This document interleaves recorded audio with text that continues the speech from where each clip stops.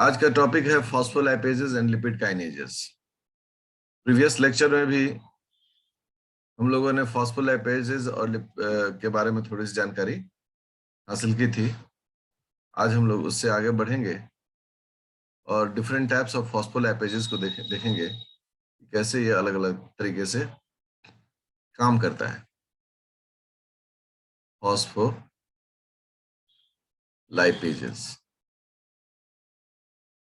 फॉस्फोलाइपेजेस के बहुत सारे कैटेगरी होते हैं और अगर आप इसके टाइप्स में जाएंगे जैसे कि A1 कहते हैं।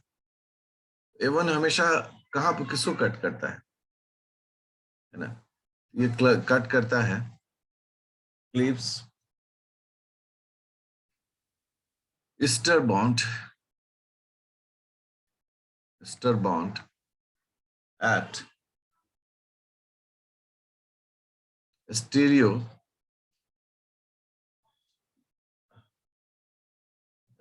specific नंबरिंग, जिसे हम लोग एसेंस इंडिकेट करते हैं एट एसाइल 1, इसलिए लोग इसको बोलते हैं SN1। आप सबको याद होगा प्रीवियस लेक्चर में मैंने डायग्राम दिखाया था, उसमें मैंने क्या दिखाया था? ये ग्लिसरॉल में पहले कार्बन पर जो एस्टर बॉन्ड होता है यह इसको कट करता है, तो दिस इज 1, दिस इज 2। इसके लिए A1 जो टाइप है वह बनाया गया। और ठीक अगर A2 बोले उसमें ये SN2 पर क्लिप्स करता है। Clips ester bond at SN2 stereospecific numbering 2, मतलब वो जो है वो कार्बन नंबर 2 जो है उस जगह पर ये कट करेगा। इस प्रकार से A1 और A2 का टाइप बटा हुआ है। इसको कभी भी बहुत ज्यादा ये नहीं करना है, दिमाग में बिठा के रखना है, ठीक है? कई बार देखा जाता है कि किस तरह का फैटी एसिड जुड़ा हुआ है उस पर भी इसका असर थोड़ा थोड़ा देखते हैं। अगर फॉस्फोलाइपेज बी के बारे में हम लोग जानकारी लें, बी कैसा होगा, तो फॉस्फोलाइपेज बी जो है वह दोनों जगह पर कट कर सकते हैं। Cleaves ester bond at both SN1 and SN2 fatty acyl या acyl chains, ठीक है? बी को दूसरे वर्ड में लोग क्या कहते हैं? बी को दूसरे वर्ड में कहा जाता है लाइसोफॉस्फोलाइपेज। लाइसोफॉस्फोलाइपेज,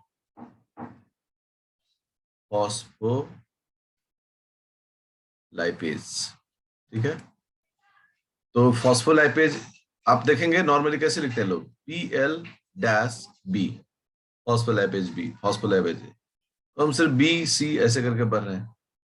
तो ये जो है दोनों पर कट करेगा, SN1 और SN2 पर, जबकि A1 सिर्फ SN1 पर कट करेगा, SN1 एसाइल चेन पर, और A2 जो होता है वो SN2 एसाइल चेन पर कट करेगा। लेकिन फॉस्फोलाइपेज बी के पास कैपेसिटी होती है कि वो दोनों पर काम कर सकता है। अब फॉस्फोलाइपेज C, PLC, अगर PLC की बात कहते हैं तो इसके बारे में हम लोग क्या डिफाइन करते हैं? क्लीव्स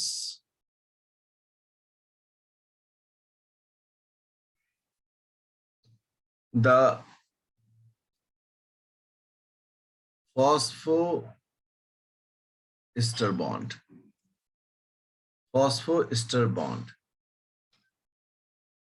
ठीक है? ये फॉस्फोएस्टर बॉन्ड को काटता है एट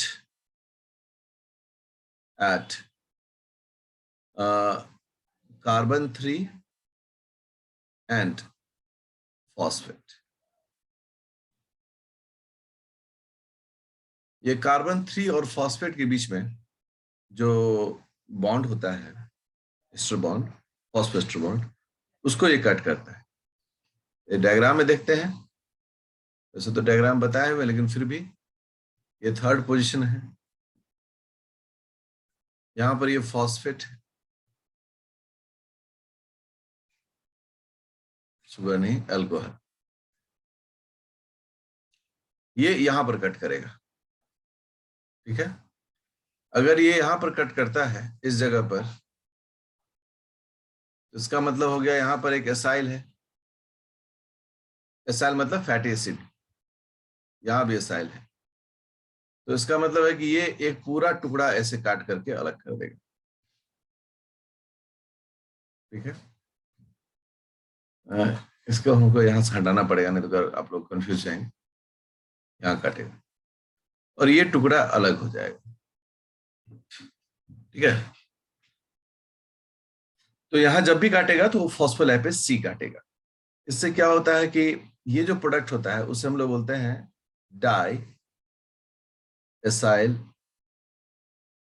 ग्लिसरॉल, जिसे हम लोग बोलते हैं DAG, ठीक है ना।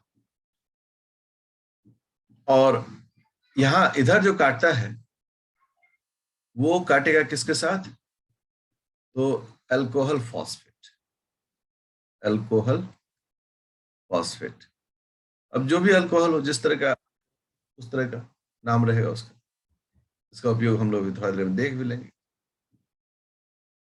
ठीक है। इसका एक एग्जाम्पल भी, एग्जाम्पल होता है जैसे कि PiP2, ये एक फॉस्फोलिपिड है। इसका नाम होता है फॉस्फेटिडाइल आइनोसिटोल बाइफॉस्फेट, ठीक है।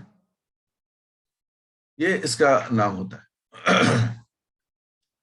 जब इस पर PLC काम करता है, ये टूट जाता है die acyl glycerol plus IP3। IP3 का फुल फॉर्म होता है आइनोसिटोल ट्राइफॉस्फेट।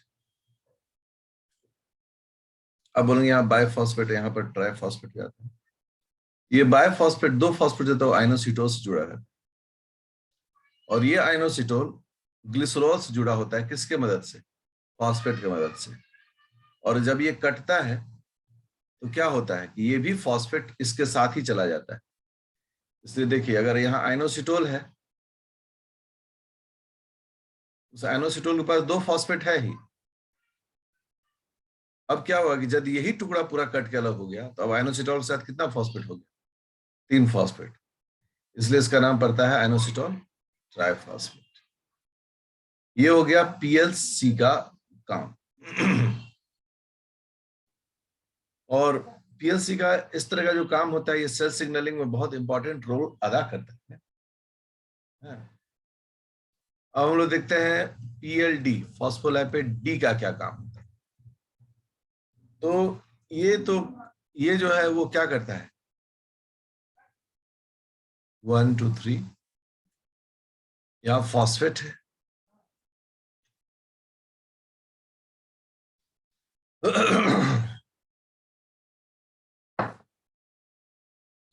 फोटो को थोड़ा करेक्ट करना होगा।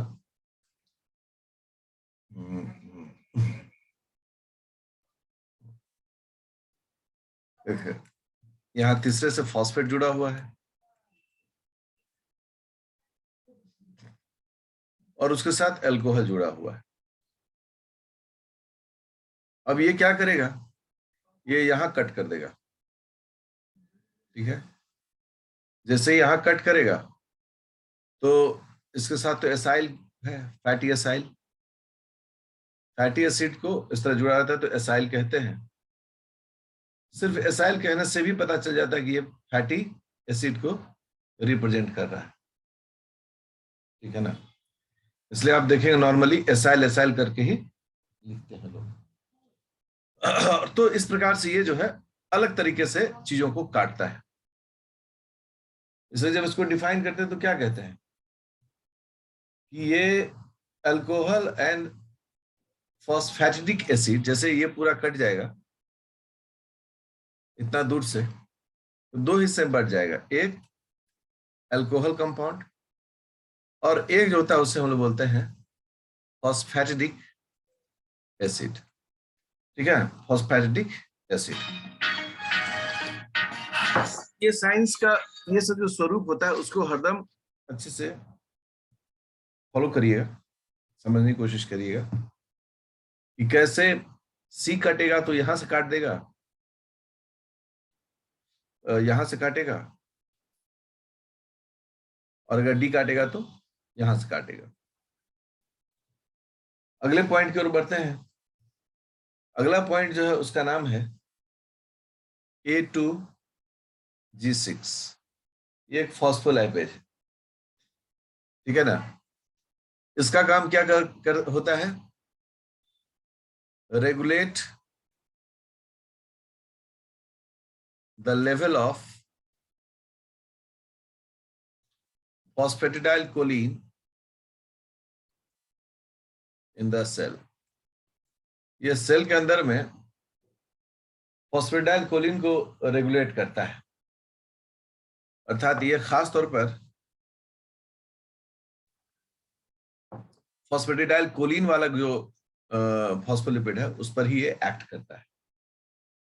ठीक है, साइंटिस्ट ने म्यूटेंट किया, म्यूटेंट A2G6 फॉस्फोलाइपेज का टाइप।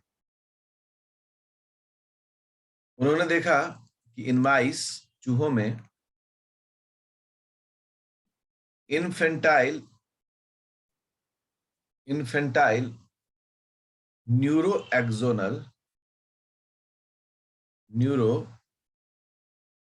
एक्सोनल डिस्ट्रॉफी हो गया। डिस्ट्रॉफी मतलब जो चूहे के बच्चे थे उसमें न्यूरॉन में एक्सोन का डेवलपमेंट नहीं हो पा रहा था, क्योंकि एक्सोन जो है वो तो मेम्ब्रेन का ही बना होता है। अगर एक न्यूरॉन देखें तो ऐसे ये इसका एक्सोन है, तो वो ये जो रेगुलेशन है, कोलिन का रेगुलेशन, वो हो नहीं पा रहा था, और इसके कारण ये इशू। चूहों में ही लोगों ने क्या किया, म्यूटेंट PLC फॉस्फोलाइपेज सी, तो देखा क्या कि इन माइस, चूहों में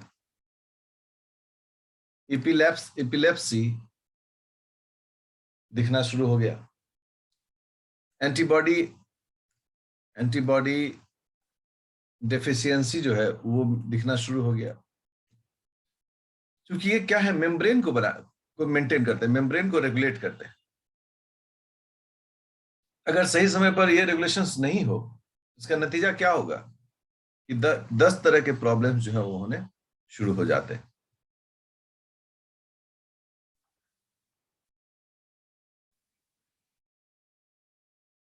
अब हम लोग देख रहे हैं लिपिड काइनेजेस।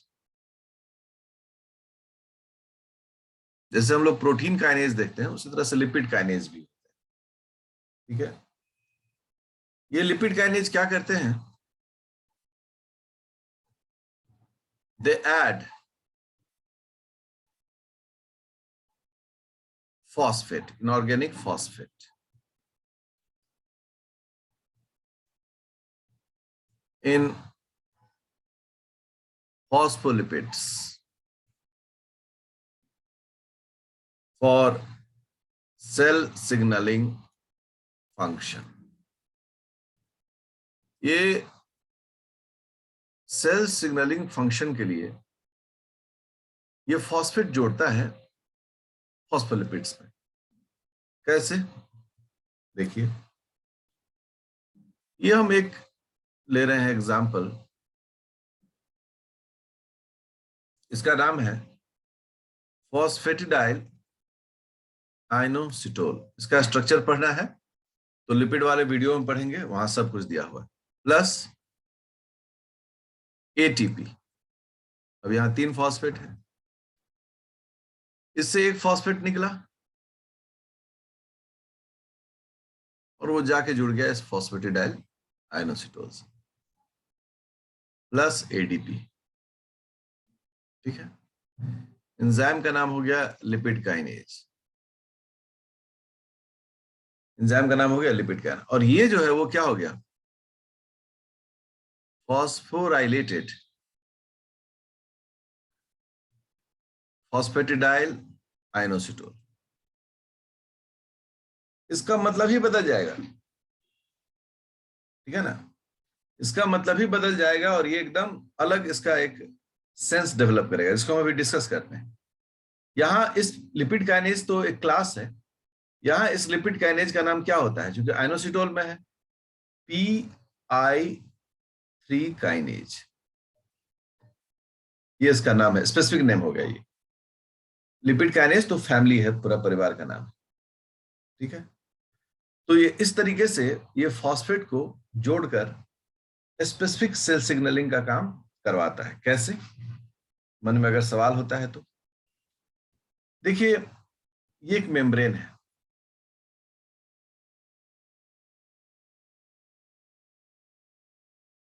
ठीक है, ये बाइलेयर्ड मेम्ब्रेन है, और इस मेम्ब्रेन में एक ये रिसेप्टर है। So this is a receptor, जैसे हम लोग बोल रहे हैं कि ये एक रिसेप्टर है, ठीक है, दिस इज अ रिसेप्टर,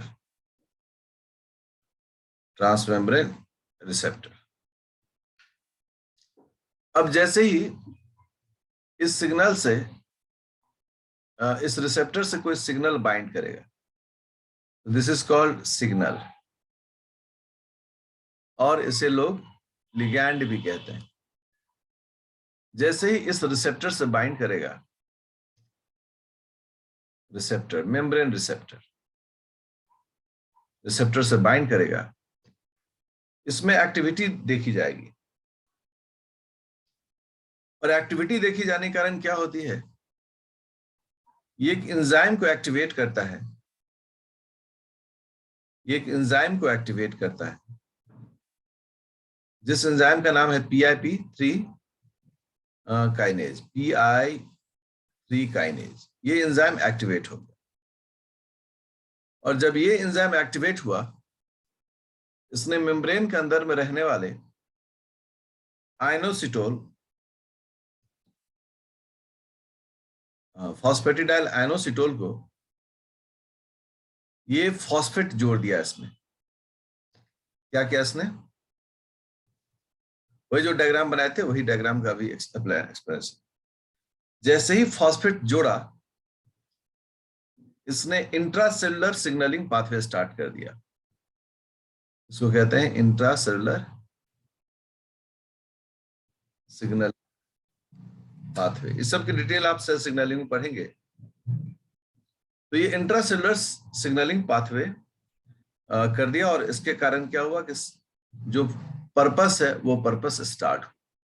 मेरा काम अभी पूरा सिग्नलिंग नहीं पढ़ाना है, इसके आगे भी मन में सवाल होगा, आगे क्या होगा, अभी वहां डेविएट नहीं करना है। लेकिन आप एक चीज को समझ तो गए होंगे कि PI3 काइनेज जो होता है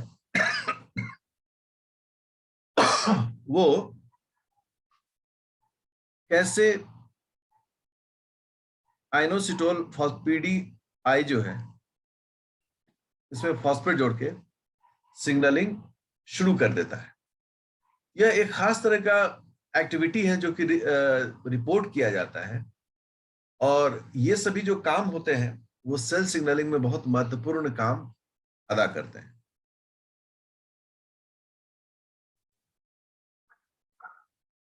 एक हम लोग फॉस्फोलाइपेज का देख रहे हैं कैसे ये काम करता है।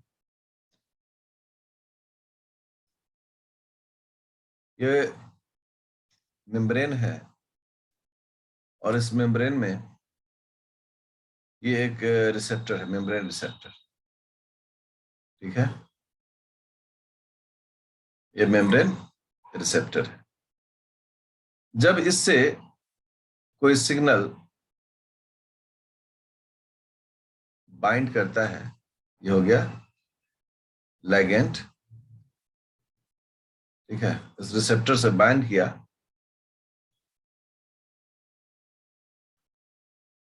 ये मेम्ब्रेन है, इसकी एक्टिविटी शुरू होती है और ये एक्टिवेट करता है कि एंजाइम को, जिस ये सभी डायग्रामेटिक है, डायग्राम के, ये एंजाइम भी तो मेम्ब्रेन में ही रहता है, इसका नाम होता है फॉस्फोलिपेज सी, और जो इसके लिए सबस्ट्रेट होता है वो सबस्ट्रेट होता है PIP2, फॉस्फेटिडाइल एनोसिटोन डाइफॉस्फेट, और इसमें कटिंग होता है, और कटिंग होने के बाद आधा इधर, और इसको हम लोग बोलते हैं IP3, इसे हम बोलते हैं डाइएसाइल ग्लिसरॉल। अब ये IP3 जाएगा और ER मेम्ब्रेन से बाइंड करेगा, ठीक है, और ER मेम्ब्रेन को एक ऑर्डर देगा कुछ करने के लिए, और डाइएसाइल ग्लिसरॉल जो होता है, नॉट गैग, DAG, ये डाइएसाइल ग्लिसरॉल जो है यह भी एक स्पेसिफिक काम करता है, इसलिए IP3 और डाइएसाइल ग्लिसरॉल दोनों को हम लोग कहते हैं सेकेंड मैसेंजर। आगे जो डिस्कशन होगा वो सेल सिग्नलिंग होगा कि ये कैसे काम को करते हैं। आपको सिर्फ एक समझाने का मौका दे रहे हैं, समझने का मौका दे रहे हैं कि देखिए कैसे ये लिपिड्स के भी डिफरेंट मेटाबॉलिक एक्टिविटीज सिग्नलिंग में रिपोर्ट किया जाता है।